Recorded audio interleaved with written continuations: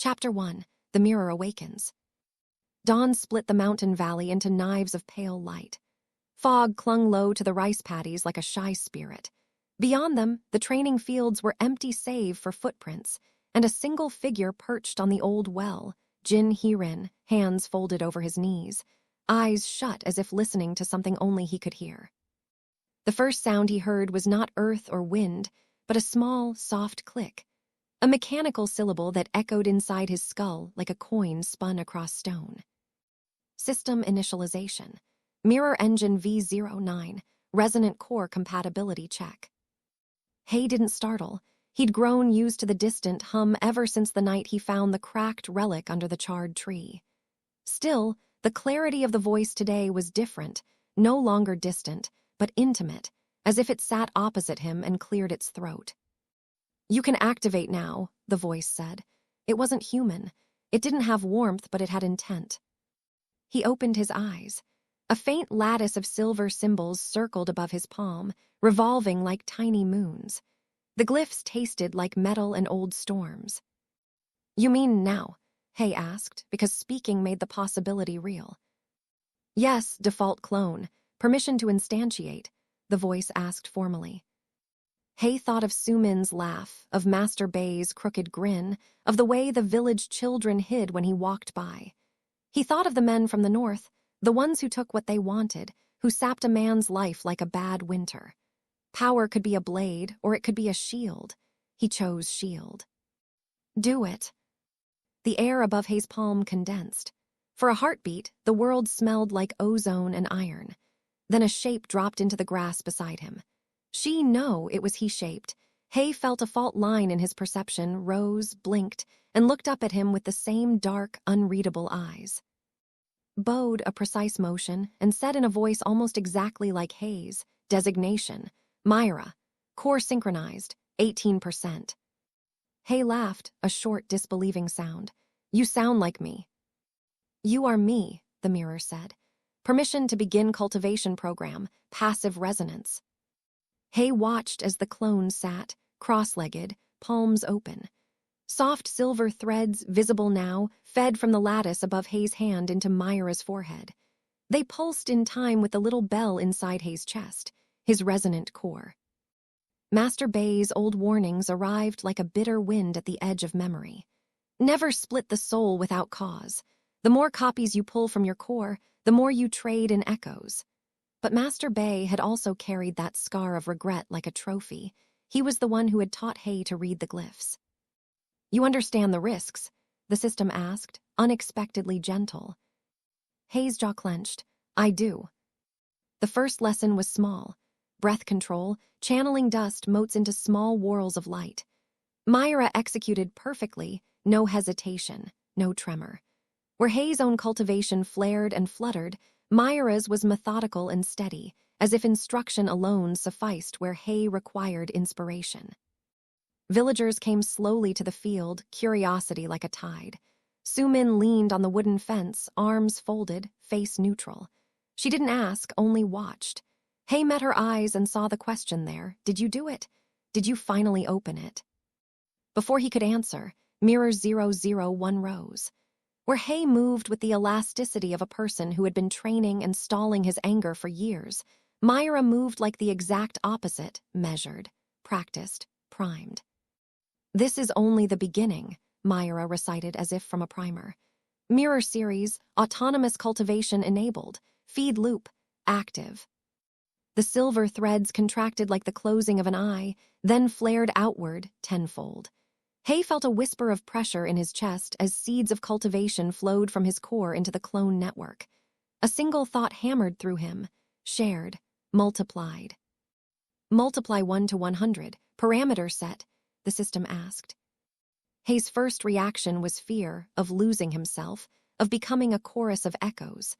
But then he thought of Sumin carrying water at dawn, of Master Bei coughing in the night, of the northern raiders.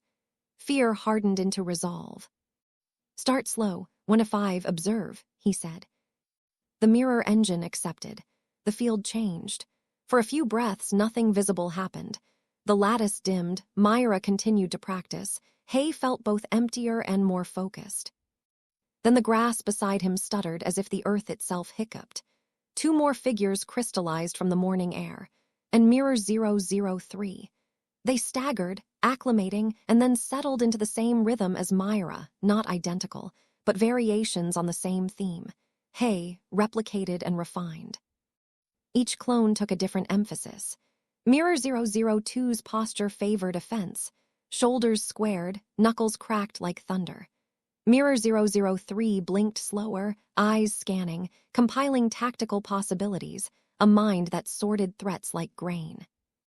Hey watched his own face reflected threefold and felt a queer lift in the chest, the distant, intoxicating sense of potential.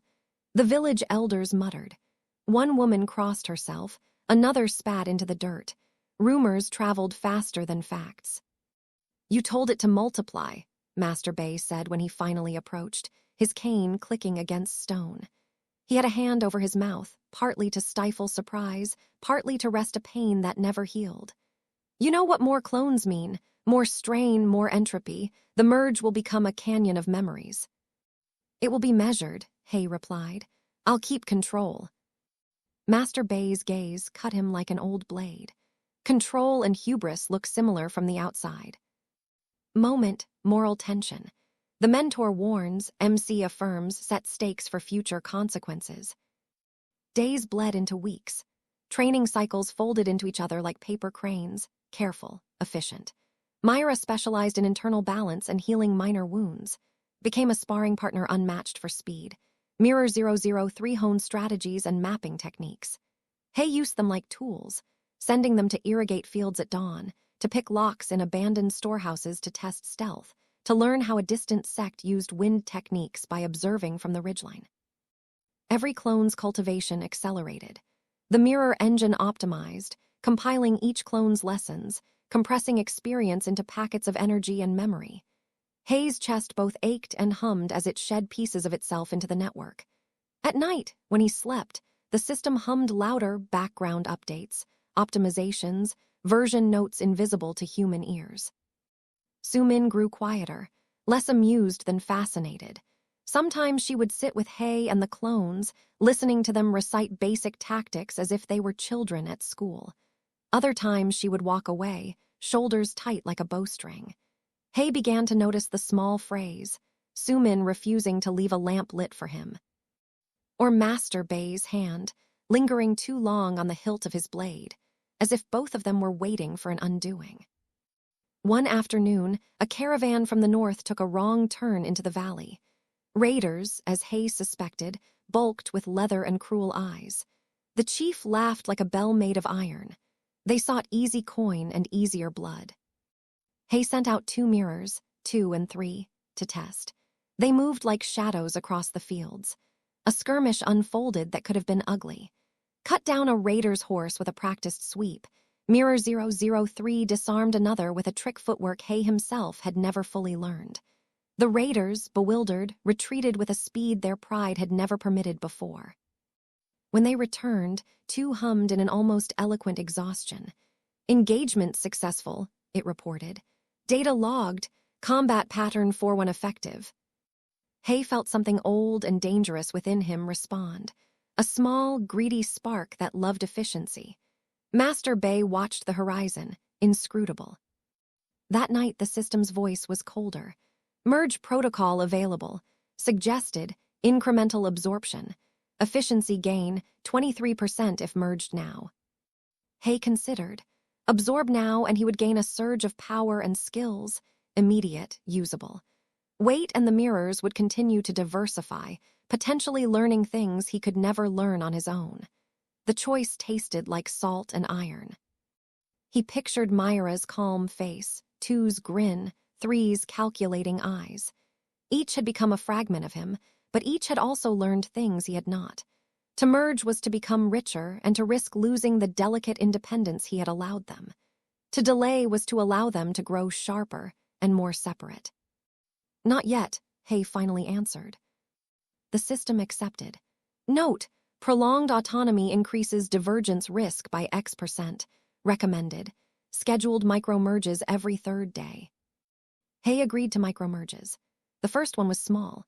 He felt as if someone poured warm tea into his chest. Knowledge, 1,000 tiny practicalities transferred. An improved footwork, the precise angle to break a raider's wrist, the exact pressure to stop a bleeding wound. But with the gain came textures of memory that were not strictly his. Myra's thought about Su-min's laugh, 2's childish joy when a training dummy fell apart, 3's cold satisfaction at a perfectly executed feint. They did not feel foreign, but they were not wholly his either. Master Bei listened to He move afterward and nodded slowly. "You have added tools," he observed. "Tools need hands. Don't let the tools want for a heart." Days continued. He performed more micro-merges. The mirrors multiplied slowly to 12, then 20. Each new mirror carved its own niche. One for healing, one for scouting, one for elemental experimentation. The mirror engine churned and promised efficiency gains in small percentages. 3.1%, 4.9%, 7.2%, little numbers with large echoes. One morning, Myra did not return from a scouting mission across the ridge. The mirror engine flagged a corruption, interference on the ridge line. He's stomach dropped as if someone had punched it. He could not feel Myra in the lattice. He did not run, he moved. By the time he reached the ridge, he was breathing ragged, heart a drummer in his throat. There, between 2 boulders, he found her silhouette not broken, but warped. The clone's edges shimmered, static like an old painting in damp weather. The system's voice, for the first time, used a word that felt like a judgment. Corruption, external interference, probability of full recovery, 42%. He sank to his knees. The world narrowed. He wanted to rip the ridge apart to tear truth out of the soil, but he had no time for fury. He placed his palms on Myra's temple. The lattice thrummed under his skin, answering a private question. What was at the edge of the valley? A memory flooded him, not his own wholly, but Myra. A scent of blue smoke, a symbol half hidden on a traveler's cloak, a mark from the northern sects. Someone had been watching the mirrors. Someone had sent a malformed toxin into the weave. Su-min arrived at his shoulder without a sound, breathless and fierce. "We fight," she said, blunter than the winter breeze. He looked at Myra, and then at the ridge. The choice he made then would shape how his system matured, whether he treated the mirrors as weapons, as servants, or as living shards of himself that deserved protection. He gathered the survivors, calmed the corrupted threads back into the lattice, and vowed something aloud, not to the system, but to himself and to the valley. "We'll find out who did this," he said, "and they'll learn what it is to wake a village." Behind them, the valley watched. Somewhere far above, the mirror engine hummed, calculating probabilities and writing them down like a ledger of possible futures. End of Chapter 1. Chapter 2, Shards of War. The ridge smelled of cold smoke. The wind carried whispers of ash, as though some hidden fire smoldered just beyond sight. Jin Hirin knelt over Myra's form, his breath harsh, the silver glyphs of the mirror engine trembling above his palm. Myra's edges flickered, as if the clone was a torn painting peeling away from its frame. "System," He whispered. "Stabilize her." The reply came crisp, clinical. Corruption index, 58%. Autonomous recovery probability, 42%. Option available, emergency merge. He's chest tightened. If he merged Myra now, he could recover fragments of her cultivation, but her independence, her identity, would vanish. If he waited, the corruption could spread. Su-min crouched beside him, jaw set. "Do it," she urged. "Better to have one of you strong than lose both." Myra's voice cracked like glass. "Main body, don't erase me." He froze, his own voice pleading from another mouth, his reflection begging not to be discarded. Master Bei's cane tapped against stone behind them. The old man's eyes were sharp. "Boy, a tool is only a tool if you call it so, but if you name it family, then you pay the price of blood." The mirror engine pulsed, impatient. "Merge now for 23% cultivation efficiency increase. Delay will reduce value by 11% per hour." His fists clenched. He looked at Myra, then at Su-min, then at the lattice trembling above his hand. "I won't erase you," he said softly, But I won't let you shatter either. He pressed his palm to Myra's forehead. The glyphs spun violently, lines of light threading into his chest. Heat roared through him, not fire, not lightning, but memory. He saw Sumin's face through Myra's eyes, soft with warmth He himself had never admitted aloud. He felt the quiet joy Myra carried every time the wind shifted in the valley. He tasted the faint metallic tang of cultivation, threads woven tighter than He could ever manage alone. Then Myra's form dissolved into motes of silver dust, drawn into He's core. His chest ached, heavy with both gain and grief. Merge complete. The system intoned. New technique acquired, breath alignment, LV2, emotional residue, unstable. He gasped. His dantian pulsed, stronger, clearer. But alongside the strength sat Myra's last whisper, "Don't lose me." The silence broke. From the ridge's far side, a laugh drifted mocking, sharp. Figures emerged from the mist. Dark-robed men, their sleeves embroidered with curling smoke patterns, the mark Myra had glimpsed before. Their leader clapped slowly, as if applauding a performance. "Well done," he drawled. His eyes gleamed red in the dim light. "A resonant core-bearer and a mirror engine at that.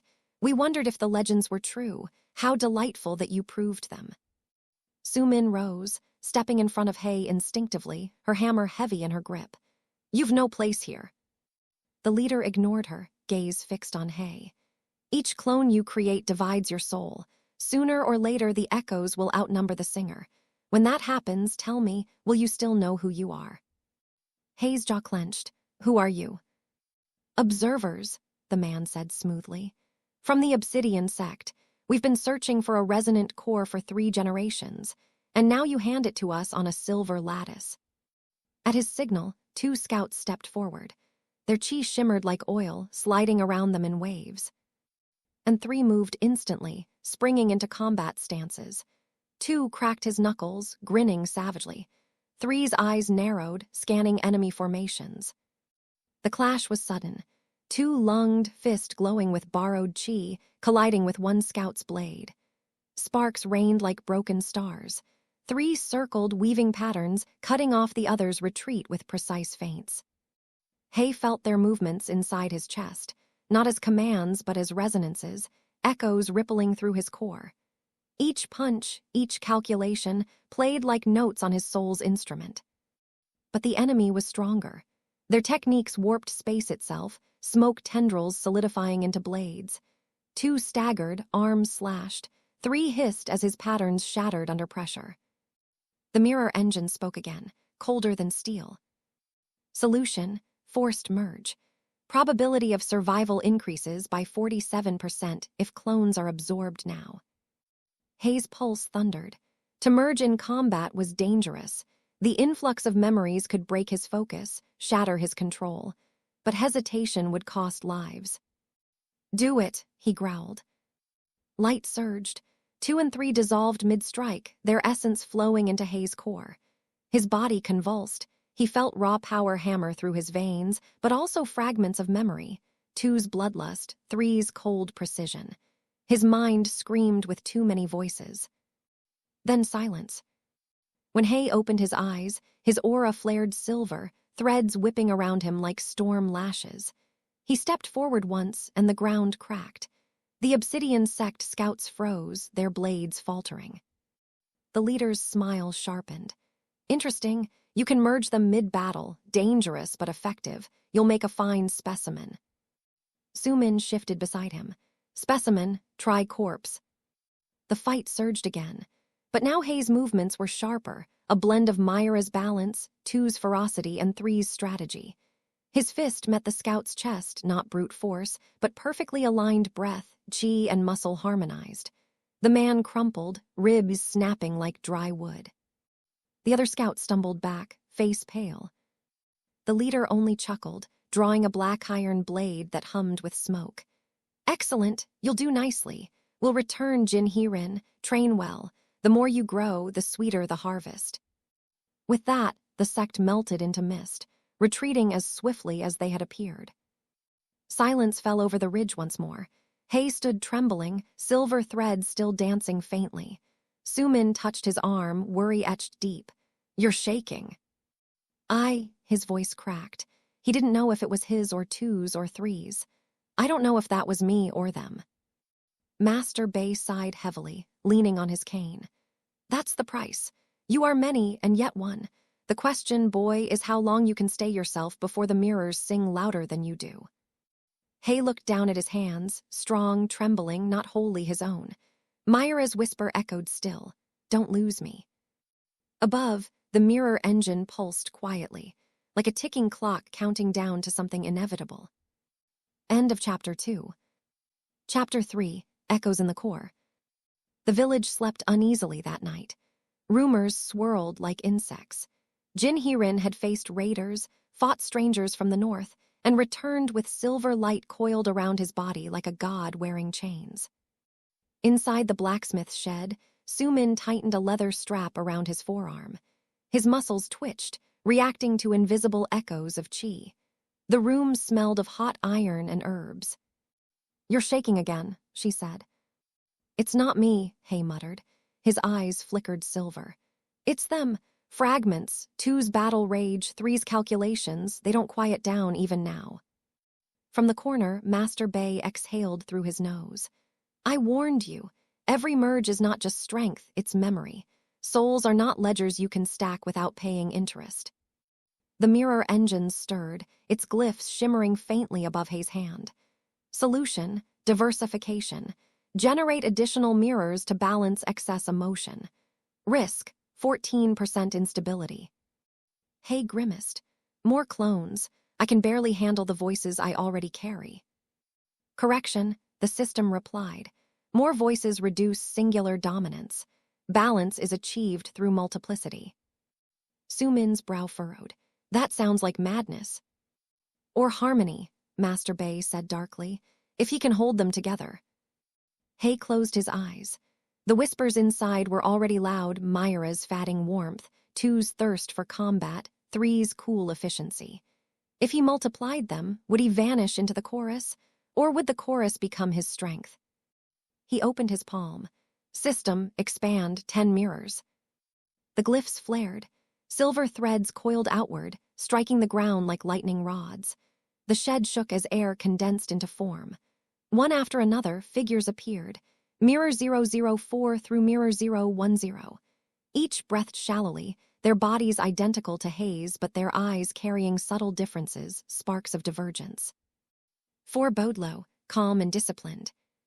5 smirked arrogantly, energy crackling around his fists. 6's gaze was sharp, analytical like a scribe. 7 stretched, restless, like a predator packing. 8 knelt silently, eyes closed in meditation. 9 flexed his fingers, testing strength against the table. 10 tilted his head, eyes oddly distant, almost questioning. 10 versions of himself, each distinct, each alive. The village bell tolled faintly in the distance. Outside, dogs barked, unsettled by the chi storm. Sumin stepped back, hammer raised instinctively. "You can't keep this secret anymore," she whispered. Hay ignored her, sweat dripping down his brow. His resonant core pulsed wildly, like a drum pounded by 10 hands. Each mirror moved independently, their cultivation threads humming. Silver light filled the shed until it seemed to burst at the seams. "Training protocols active," announced calmly. "We will cultivate." And they did, at once in unison, yet not. Each sat or stretched, each drawing chi into themselves. The air grew heavy, oppressive, as if the mountain itself was leaning down to watch. Hours passed. The mirrors learned fast. 5 sparred with 7 in a blur of fists and kicks, while 6 recorded movement patterns on scrap parchment, muttering. 8's meditation rippled into a soft barrier that steadied the others. But cracks formed. 5 sneered at 4's calm. Too slow, too weak. 6 argued with 7 about strategy versus instinct. 10, silent until now, whispered, "Why should we return to him at all?" The words sliced the air. Hay stiffened. His eyes snapped open. "What did you say?" 10's gaze was steady, unnerving. "We cultivate, we fight. We merge, always into you, but we are you. Why should fragments obey the original when fragments can exist alone? The shed went silent. Sumin's hammer clanged softly as it hit the floor in shock. Master Bei's face was grim. There it is, the divergence. Too many echoes and the song forgets its singer. The mirror engine pulsed, dispassionate. Warning, divergence detected. Probability of clone independence, 3% and rising. Hay's heart pounded. He stood, staring at his 10th self, a reflection daring to ask the one question he feared most. He swallowed. Because I'm the original, I'm the core. 10 tilted his head, faint smile curling. Are you sure? The words echoed louder than thunder inside Hay's mind. End of Chapter 3. Chapter 4, The Weight of 100 Shadows. The valley of still waters trembled beneath the light of 2 moons. It was the sacred trial ground where Ye Tian's clones were tested, a place where every ripple of spirit energy could birth either power or ruin. The system's voice descended once more, cold and commanding. Automatic clone system activated. Trial, clone multiplication, stage 4. Main core, MC integrity, 97%. Condition, balance the flow of 100 clones within the heart sea. Failure will result in permanent collapse. Scene 1, the arrival of the 100. One by one, Ye Tian's clones appeared in perfect formation around him. The first clone stood at his left, the most stable, carrying Ye Tian's composure. The second clone bore his wrath, eyes burning like flames. The third clone reflected his calm calculation, a strategist born from his very thoughts. The fourth clone contained his ambition, sharp and dangerous like a blade. By the time the 10th clone emerged, the air was thick with overlapping intent.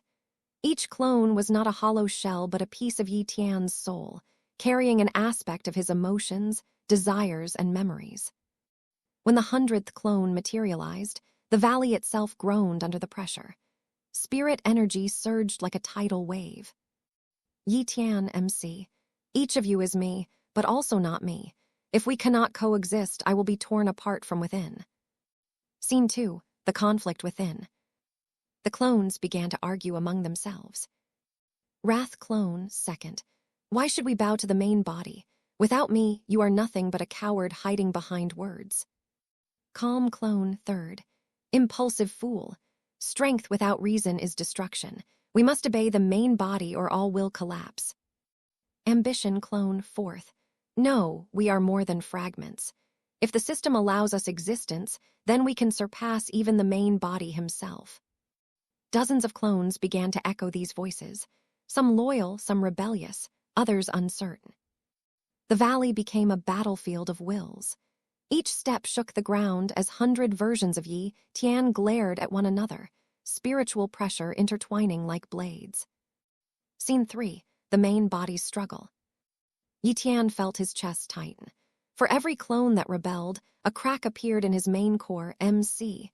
His dantian burned with unbearable heat. System prompt. Warning, main core destabilizing, risk of fragmentation 32%. Sweat poured down his forehead, but Ye Tian closed his eyes. He remembered his path, the countless nights of cultivation, the weight of responsibility, the dream of ascending beyond mortality. He raised his voice, firm and commanding.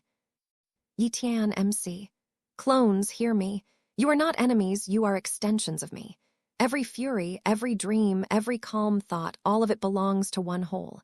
Reject me, and you reject your own existence. Scene 4, the duel of unity. To prove himself, Ye Tian allowed the Wrath clone to step forward. The Wrath clone's aura burned like molten fire. His fists cracked the earth with each movement. Ye Tian, MC, countered with calm precision, weaving hand seals that stabilized his chi flow. The battle shook the heavens. Dust rose like mountains collapsing. When Ye Tian's palm finally struck Wrath clone's chest, instead of destroying him, it absorbed him back into the main core. The valley shivered. Wrath's fury merged into Ye Tian's heart, granting him greater depth and intensity. One by one, the others followed. The strategist clone merged, sharpening Ye Tian's mind like a blade. The ambition clone merged, intensifying his hunger for transcendence. The weaker, fractured clones merged, filling him with fragments of resilience, regret, and determination. Scene 5, the Hundredfold integration. Finally, the 100th clone remained. Unlike the others, this one stood silent, its eyes reflecting infinite emptiness. Ye Tian MC, who are you? 100th clone, I am the void of your heart, the one you deny, the fear that you may never succeed. Ye Tian's expression hardened. This clone was not wrath, not ambition, not wisdom, it was despair itself. The battle was not physical but spiritual. Within his sea of consciousness, Ye Tian embraced the void, acknowledging the fear he had buried deep inside. As he accepted it, the 100th clone dissolved like mist, merging back into his soul. Scene 6, breakthrough. The system's voice rang like thunder. System notification. Clone multiplication trial complete. Main core, stabilized at 100% integrity. All 100 clones successfully merged. Cultivation base multiplied x 100. The heavens roared. Lightning surged across the sky, baptizing Ye Tian's body. His chi expanded beyond comprehension. From a single cultivator, he had become a legion within himself, a man carrying 100 souls, yet walking as one. Ye Tian, MC. If one Ye Tian was not enough to change fate, then 100 will shake the heavens. White heavy checkmark, end of chapter 4. The weight of 100 shadows. Chapter 5, the first hundredfold battle. The heavens had barely calmed after Ye Tian's integration of the 100 clones, when the trial ground's silence was shattered by the roar of approaching cultivators. From the skis, a streak of crimson light tore downward. The Crimson Flame sect, a rival force notorious for crushing young talents, had arrived. They had been watching the trial in secret. Now that Ye Tian's strength had skyrocketed, they sought to either enslave him or eliminate him before his growth became uncontrollable. Scene 1, the arrival of enemies. 5 cultivators descended, each carrying an aura like burning suns. Elder Hu Ling, the leader, his body radiated fire like molten lava. His crimson robe was embroidered with golden flame patterns, and his eyes glowed like smoldering coals. His cultivation had already reached the nascent soul realm. Disciple Yan Ru, a woman wielding twin flame whips. Agile and ruthless, her strikes could lash through steel like paper. Disciple Feng Kui, a giant man clad in charred armor, carrying a war hammer forged from a volcano's heart. His muscles bulged like mountains. Disciple Li Han, a cunning youth who specialized in flame illusions and poison smoke, his every gesture creating hallucinations. Disciple Hong Wei, a spear-wielding fanatic, his weapon engulfed in endless fire, his movements sharp and merciless. Their combined aura set the valley ablaze, the lake water boiling instantly. Scene 2, words of warning. Elder Hu Ling. Ye Tian, you dare cultivate such a forbidden system. A mortal wielding the power of 100 souls. If we allow you to live, the heavens themselves will be overturned. Hand over the automatic clone system, and I will give you a painless death. Ye Tian MC. The system is mine. My clones are me and I am them. If you think you can take it, try. His voice carried no arrogance, only calm certainty. Scene 3, Hundredfold power unleashed.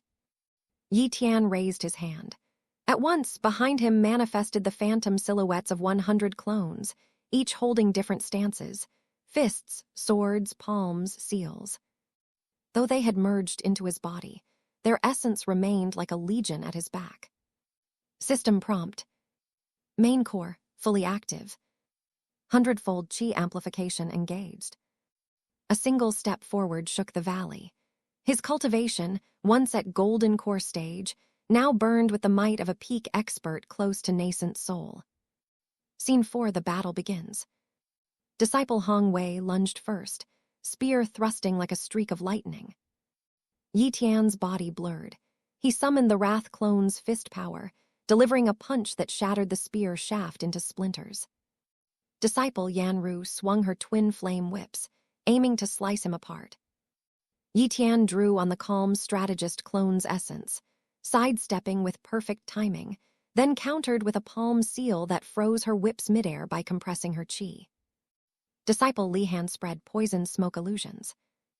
Ye Tian's eyes glowed faintly. The wisdom clone's insight pierced through the fog, striking Lihan's real body with a condensed chi arrow. Disciple Feng Kui roared, swinging his war hammer. The ground collapsed under its weight. Ye Tian channeled the ambition clone's ferocity, meeting the hammer head-on with his bare hands. The hammer shattered, and Feng Kui was hurled into the valley walls. Scene 5, Duel with Elder Huo Ling. Now only Elder Huo Ling remained. He stepped forward, his flames surging into a towering inferno that turned night into day. Elder Huo Ling. Impressive, boy. But against a true nascent soul expert, your hundredfold strength is still dust. With a wave of his hand, a flame dragon emerged, coiling through the skis. Ye Tian closed his eyes briefly. Within his sea of consciousness, the voices of the 100 clones echoed. Do not fear. Strike with all of us together. We are you. Ye Tian opened his eyes, his aura erupting like a volcano. He merged every fragment into a hundredfold divine seal, a technique born from perfect unison. The seal descended like a celestial mountain, colliding with the flame dragon. The valley split apart. Fire and light clashed with shadow and seal. The ground trembled as if the world itself was cracking. When the dust settled, Elder Huo Ling knelt, blood spilling from his mouth. His dragon was gone, his flame suppressed. Elder Huo Ling shaken. Impossible. A golden core boy defeating me? This is a calamity waiting to happen. Scene 6, Declaration of Ye Tian. Ye Tian stood tall, the phantoms of his 100 clones flickering faintly behind him. Ye Tian MC. A calamity? No, I am the storm. If the heavens fear my path, then let them tremble. From this day forth, Ye Tian walks not as one, but as 100. The valley was silent. The Crimson Flame sect's surviving disciples fled in terror, while Elder Huo Ling dragged himself away, his eyes filled with dread and obsession. White heavy checkmark. End of chapter 5. The first hundredfold battle.